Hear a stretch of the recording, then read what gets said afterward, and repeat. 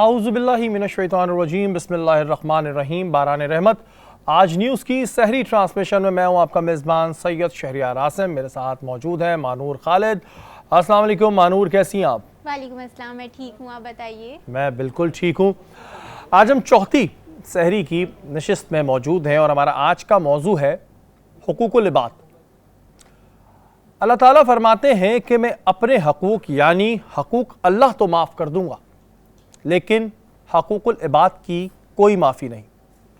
आज का जो दौर है इसमें हमें इस बात का इल्म नहीं होता कि हमारे पड़ोस में जो है उसने खाना खाया है या नहीं खाया, हमारा भाई किस हाल में, हमारे रिश्तेदार किसी मुसीबत में तो नहीं है। हम इन बातों से वाकिफ़ नहीं है या इन्हें जानना ही नहीं चाहते। कुरान पाक में जो लोग हुकूकुल इबाद नहीं पूरे करते उनके लिए क्या हुक्म है, ऐसे बहुत से सवाल हैं जो आज हम अपनी ट्रांसमिशन में जानेंगे। हमारे जो आज के मेहमान हैं उनके बारे में मैं क्या कहूँ, आप कुछ लोगों को देखकर सुकून मिलता है और ये हमारी नशिस्त में पहले भी आ चुके हैं। पाकिस्तान का एक बड़ा असासा है, हमारे साथ मौजूद हैं हाजी हनीफ तैयब साहब, किसी तारुफ के मोहताज नहीं है, अल मुस्तफ़ा वेलफेयर ट्रस्ट के फाउंडर हैं। अस्सलाम वालेकुम हाजी साहब। वालेकुम सलाम व रहमतुल्लाहि व बरकातुहू। कैसे हैं हाजी साहब, कैसी तबीयत है आपकी? अल्हम्दुलिल्लाह पहले से बेहतर, अल्लाह का करम है, रमज़ान की बहार है। बिल्कुल, अल्लाह ताला आपको सेहत दे, ज़िंदगी दे। हमारी जो आज की दूसरी मेहमान है मल्टी टैलेंटेड खातून हैं, काफ़ी नोन, आप इनको देख भी रहे होंगे आजकल, मोटिवेशनल स्पीकर भी हैं, हेल्थ एंड फिटनेस स्पेशलिस्ट भी हैं। हमारे साथ मौजूद हैं सोनिया लोधी। अस्सलाम वालेकुम। अस्सलाम वालेकुम। सोनिया कैसी हैं आप? ठीक है अल्हम्दुलिल्लाह, आई एम गुड। आप सुनाएं कैसे हैं आप? अल्लाह का शुक्र, ठीक ठाक। रोज़ाना की तरह हमारे साथ मौजूद हैं मुफ्ती मोहसिन साहब, जिनसे हम ये तमाम बातें जानेंगे। अस्सलाम वालेकुम मोहसिन भाई। वालेकुम अस्सलाम व रहमतुल्लाहि व बरकातुहू। अपनी नशिस्त को आगे बढ़ाते हैं। हाजी साहब आपसे शुरू करूँगा। जैसे कि इस वक्त तो सभी को पता है कि अल मुस्तफ़ा जिस तरह काम कर रहा होता है और जिस तरह लोगों की खिदमत कर रहा होता है, आजकल कुछ प्लान्स हैं आपके जिस पर काम हो रहा है? बिस्मिल्लाहिर्रहमानिर्रहीम, अस्सलातु वस्सलामु अलैका या रसूलल्लाह। आप जितनी मोहब्बत अल मुस्तफ़ा से करते हैं, हर शख्स को एक ऐसे इदारे से जो नबी की निस्बत से अल मुस्तफ़ा नाम जिसका रखा गया है, मोहब्बत करनी चाहिए। और दो हमारे प्रोजेक्ट्स हमारे जहन में बहुत ज़्यादा है। एक तो ये होंठ कटे और तालु कटे बच्चे के लिए मखसूस कोई हॉस्पिटल कराची में नहीं है। बिल्कुल। सिविल में प्लास्टिक सर्जरी का डिपार्टमेंट है, JPMC भी है, इस तरह और जगहों पर है, लेकिन एक हॉस्पिटल जिसमें जितनी भी कॉम्प्लेक्सिटीज़ होंठ कटे तालु कटे बच्चों की हों, एक ही छत के नीचे हॉस्पिटल में इलाज हो जाए, तो अल्हम्दुलिल्लाह हमने फ़ैसला किया, इरादा किया, अल्लाह इंशाअल्लाह रमज़ान के तुफ़ैल पार लगाएगा कि एक हॉस्पिटल कराची में और एक हॉस्पिटल लाहौर में होना चाहिए, ठीक है, ताकि पंजाब के लोग वहाँ इलाज करा लें, सिंध के लोग यहाँ इलाज करा लें और छोटी छोटी बातों के लिए इधर उधर ना जाना पड़े, क्योंकि सिर्फ होंठ कटे हुए होते हैं ना, कभी नाक पर भी उसका असर होता है, बिल्कुल, कभी दांत पर भी उसका असर होता है। तो इसलिए एक ऐसी छत चाहिए कि जिसके नीचे जो भी कॉम्प्लेक्सिटी हो, पेचीदगी हो, उसका इलाज वहाँ हो जाए और उसका और जमातों को और तंजीमों को यकीनन अच्छा तजर्बा होगा। लेकिन अल मुस्तफ़ा 50,000 से ज़ायद ऐसी सर्जरीज पाकिस्तान में मुफ्त कर चुकी है, माशाल्लाह माशाल्लाह। तो इसलिए हमारे जो पंजाब में, कश्मीर में उस तरफ जो करते हैं सर्जन प्रोफेसर डॉक्टर ग़ुलाम कादिर फ़ैयाज़, वो 40,000 से ज़्यादा कर चुके हैं माशाल्लाह।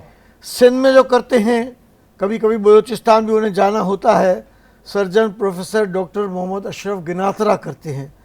तो मतलब ये कि उसकी जो पेचीदियाँ हैं, जो आफ्टर शॉक्स के मामलात हैं, उस पर हमारी चूँकि नज़र है, तो अल्हम्दुलिल्लाह आप भी दुआ करें, हमारे देखने सुनने वाले भी दुआ करें कि अल्लाह ताला एक हॉस्पिटल ऐसा कराची में इंशाअल्लाह और ऐसा एक कॉम्प्रिहेंसिव बाय ऑल मीन्स एक हॉस्पिटल ऐसा लाहौर में हमें तैयार करने की तौफीक दे। आमीन। अल्लाह की ज़ात से उम्मीद है कि लोग इसमें हमारा ताउन ज़रूर करेंगे। हमेशा हम लोगों ने ताउन किया है और आइंदा भी करेंगे। बिल्कुल जी। बात जब हुकूकुल इबाद की होती है तो हुकूकुल इबाद भी, ये भी हुकूकुल इबाद है। जिस तरह हाजी साहब काम कर रहे हैं और भी बहुत सारे सेक्टर्स में, मेडिकल का सेक्टर है, उसके अलावा और भी सेक्टर्स में काम कर रहे हैं, तो बिल्कुल सबको मदद भी करनी चाहिए और करनी ज़रूरी भी है। और रमज़ान मुबारक का महीना है, इसमें जितनी आप नेकियां कमा सकते हैं आप बिल्कुल कमाएं।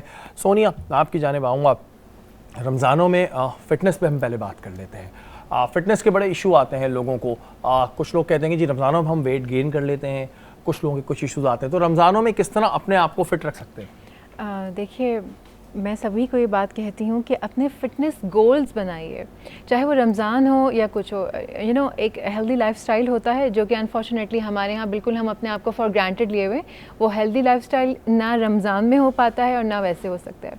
लेकिन अगर स्पेसिफिकली हम रमज़ान की बात करें तो रमज़ान एक ऐसा महीना है जो माशाल्लाह माशाल्लाह बाबरकत तो है ही, लेकिन इसके अंदर बहुत सारी विंडोज़ हैं जिसको हम मद्देनज़र रखते हुए बहुत आसानी के साथ अपना वेट गेन भी कर सकते हैं और वेट लूज़ भी कर सकते हैं। दोनों चीज़ें इसके अंदर हो सकती हैं। अब ये इंडिविजुअल के ऊपर डिपेंड करता है कि आया आपका गोल क्या है। लाइक आप 10 किलो गिराना चाहते हैं, 5 किलो, या वज़न बढ़ाना चाहते हैं, वो फिर आपकी एक मखसूस डाइट आ जाती है। लेकिन अल्लाह ताला ने इसके अंदर इतना खूबसूरत ये रखा है, लाइक आप पहले आप स्टार्व पोजीशन में होते हैं, आपका स्टमक जो सारा साल आप जो अल्लम गल्लम खा रहे होते हैं उसको थोड़ा सा सुकून मिल जाता है, उसके बाद आप खाते हैं। अच्छा, हमारे यहाँ ये कि हम अपना पेट समझ के नहीं खाते, हम जब स्टार्विंग पोजीशन उसमें आते हैं, सो जब उसके बाद अफ्तारी सामने आती है हम सब भूल जाते हैं, और उसके बाद खाना, डिनर, और उसके बाद सहरी, और उसके बाद कहते हैं आखिरी रोज़े के वक्त पेट भर आ गया हमारा। अभी मुझे पता है मेरे घर में भी यही हो रहा होगा, पार्टी चल रही होगी, और तो के बड़ा समझा के आई हूँ मैं इस चीज़ को। लेकिन मैं फिर यही कहूँगी कि देखिए, रमज़ान है, अपना पेट समझ के खाइए। दूसरा कि एतदाल पसंदी, जहाँ हुकूकुल इबाद है वहाँ पे एतदाल का भी हुक्म दिया गया है, और वो एतदाल खाने के ऊपर भी है।